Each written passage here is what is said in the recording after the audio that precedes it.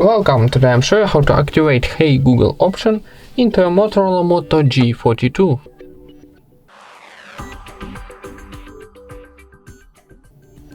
First of all, open your Google application, this one. Next, in the top right corner we got our Google account icon. Tap it and choose settings. Next time go into voice option and here choose voice match. And now tap here on the switcher to activate your Hey Google. Now you need give access to your assistant, tap next and I agree. And how you can see, Hey Google is ready to use, tap continue. And that's it.